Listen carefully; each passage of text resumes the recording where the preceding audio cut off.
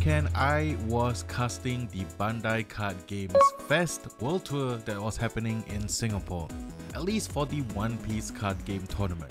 I was once again invited by Maxsoft Singapore, the main distributor for the One Piece card game in Singapore, alongside with my co-commentator YT Noah channel, to do commentary for the tournament itself. Now the live stream is still available on Maxsoft Singapore's Twitch page. I will put a link to it in the description below if you want to rewatch the matches. We'll try to get the individual matches out so that you guys can see it on a different platform, but once we clear the permissions, we're gonna do it. But in this video, not only am I going to go through the top 16 leaders of the tournament first, but I'm also going to share my experience about the things that happened during the event itself. And it was really cool, and I wanted to share them with you guys, as well as things that I bought at the event that I wanted to share with you guys. So thank you again, Maxsoft Singapore, for inviting me to commentate the event, and also for Bandai to making the Bandai Card Games Fest World Tour happen in the first place. Now without further ado, sit back, relax, and let's just go through the event itself. Let's go. Alright, so firstly, I'm going to share with you guys the top 16 leaders breakdown. This graphic was made by none other than Noah Nyan1 or YT Noah channel. Go follow his Twitter. The page is right there, but I will link it in the description below as well. So shout out to him. There were 499 players for the event, and the top 16 players, the breakdown are as follows. 7 Gecko Moria decks. Gecko Moria was the most popular leader in the tournament, I feel like, by far, because we saw a lot of it during the Swiss rounds, as well as the Sakazuki as well. But for the top 16, there were 7 Gecko Moria, 3 Vinsmoke Reiju, 3 Katakuri, 2 Enel, and 1 Blue-Black Sakazuki. The surprising thing about this top 16 is that there wasn't any green-yellow Yamato. Not only in the top 16, but we didn't see it during the live stream matches, or at least the feature matches of the Swiss rounds, which means it didn't really make it to the top tables, or at least not table number 1. There were some players that I do know played green yellow Yamato, but maybe over this side of the world compared to like Japan, people have kind of figured out how to maybe play around it with Gecko Moria. And essentially this is the breakdown of the top 8 decks, as well as the top 4 and final. So out of those aforementioned decks, top 8 goes to 5 Gecko Moria, 2 Reiju, and 1 Sakazuki. The lone Sakazuki just making its way to like top 8 and top 4 in the final. So top 4 was 2 Gecko Moria, 1 Reiju, 1 Sakazuki, and the finals were second place went to Sakazuki, and the first place went to Vinsmoke Reiju. And both of these players were from Thailand. Actually, 3 out of the top 4 players were from Thailand. So congratulations to all the Thailand players bringing the secret spice over in Singapore. The other one being a Singaporean. So shout out to the Thailand players that actually did really well in this tournament. Now I'm going to share with you guys the deck list. This is the first runner-up. This is the gentleman right here. And here is his deck. You can't really see it in like with the glare and all, but I try to break it down.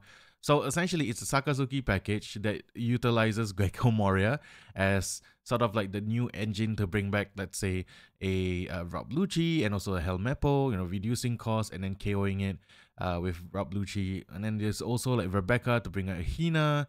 So there's a lot of things that, it's just a standard Sakazuki deck with the addition of the new Tashigi Searcher. And also Gecko Moria. So essentially it's just Sakazuki with Gecko Moria and a new Searcher to make it more smooth. Gecko Moria is just really, really strong. I think it's one of the best super rares that have come out from OPO6 that really boosted up this deck. And the winner of the tournament itself is this lovely gentleman right here, Wasin. Congratulations to him. Look at all the prize cards, which we'll take a look at and share later on. This is him, and this is his deck list. He was playing Reiju, and he played so masterfully. So I had an opportunity to interview him at the end of the tournament, and what he mentioned was that he was a red-green law player. And the deck playstyle for Reiju actually feels very similar to Red Green Law. You can play out like an Ichiji Dawn -1 transform into Ichiji if you have set up your stage guard at the first turn or something, or if you counter with this early. It's really, really powerful. Especially once you set up your stage card on turn 1, every single time you do that, you can filter, you can discard the pieces that you need into the trash. For example, this Ichiji, who naturally doesn't have counter, so you need to discard it in another way.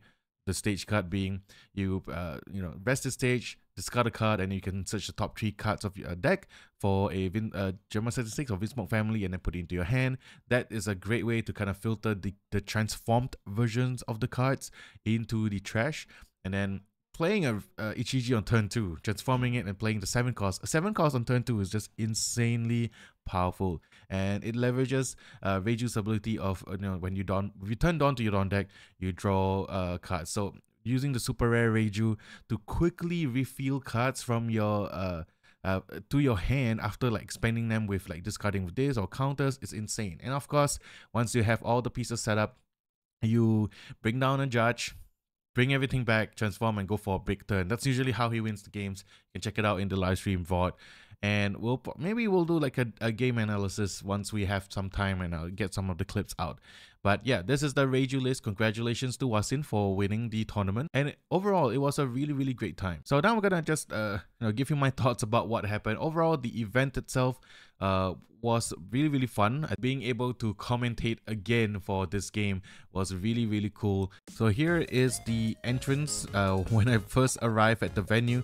All of the players just queuing up. There was a super long queue for the main One Piece tournament, and here is how it looks like when I went in. They have set up so many different banners and these panels of cards, featuring different sets. So like over here, hey, look, Manga Sabo, and just a lot of cards, especially from other games as well, like Battle Spirits, Union Arena, Digimon. All of these were really present in the venue itself, and there were some really cool ones like this Union Arena ones of Ichigo from Bleach. I don't really know a lot of Union Arena alternate arts, but now I'm gonna keep my eye on them. I think they're worth collecting maybe.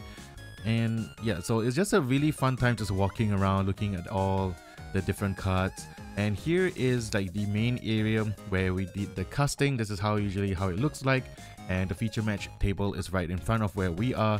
And great backdrop, being able to celebrate like Bandai's TCGs is such an incredible feeling. And I also want to share some of the things or events that happened throughout the day. First of all, card pickups. I was on a mission to kind of complete my alternate art leader binder, so I was actually on the hunt to buy a certain leader that I was looking for. I actually made a deal with this person, and I met him at the tournament itself, my friend Fandi. And here is the VV alternate art from OP04, which finally I've been wanting this card in my collection for damn long, and I'm glad I finally picked it up. The other one was the Akira Egawa Shanks, and this one I bought from someone who was selling it at the venue, and for a pretty decent price as well. And I love the artwork, love how just cool it looks. It's one of my favorite alternate arts from OP06, so definitely had to pick it up. Now the cool thing, and this one I really have to say was one of the coolest thing that happened during the event itself. We actually met the producer of the One Piece card game, Mr. Kohei Goto.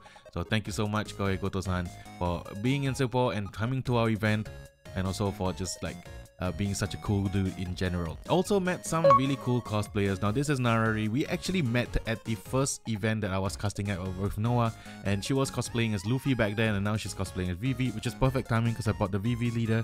And also this Perona cosplayer who gave me some cookies, so thank you so much for that, appreciate it. Here's just some clips of me announcing the winners for the One Piece card game. And congratulations to these players, and they actually had like the promos available, so they let me kind of take a little bit of a few videos of it. Pretty awesome. And I also got to see the winning Luffy card, holding like, I think this card is worth more than 20 grand apparently on the market. That's how like people are selling it for. It's just crazy to me, the fact that I got to hold it. But there you go, 10 cost Luffy. It looks really great. So congratulations to Wasin for winning the entire event. Now it's time for me to show you guys what I actually picked up from the tournament itself. So like I mentioned just now, I actually picked up the Akira Egawa Shanks. Oh my god, it looks so good. Let me try and take it out from the top loader so you can take a look. What a beautiful looking card, man. I really love how this one looks like. This is the one that I actually would love to send for grading. I might pick up another few copies, just so either I'm going to use it as playsets in Uta probably in the future, or send some for grading, because I think I really like this artwork. I mean, I'm a fan of Akira Egawa, just the art style goes hard. I also bought this deck box right over here. This is the one featuring the 8-pack Battle Luffy, So here is the deck box itself, featuring the 8-pack Battle Luffy, also drawn by Akira Egawa, by the way. And inside, there's actually a pack of Dons featuring the 3 captains. I'm going to take it out of the plastic so I can show it to you guys. But it's essentially the pre-time skip moment in Saobody, where the right outside the auction hall with Trafalgar Law, Eustace Kid, and Luffy. And now I got another set of 10 Dons that I can use for my decks, which is awesome. Also picked up 2 sleeves. One is the one with the 8-pack battle artwork, and another is this black and gold sleeves for the One Piece card game. I think these were event exclusives, so that's pretty cool. Just wanted to pick them up. Maybe I'll use them, I'm not sure. Also, so every single participant will receive this welcome entry gift, and I'm gonna take it out. So you can see Bandai Card Games Fest World Tour, and there are a few goodies inside. And in case you missed the stream, I'm gonna actually open it up here so we can show you guys what we actually get.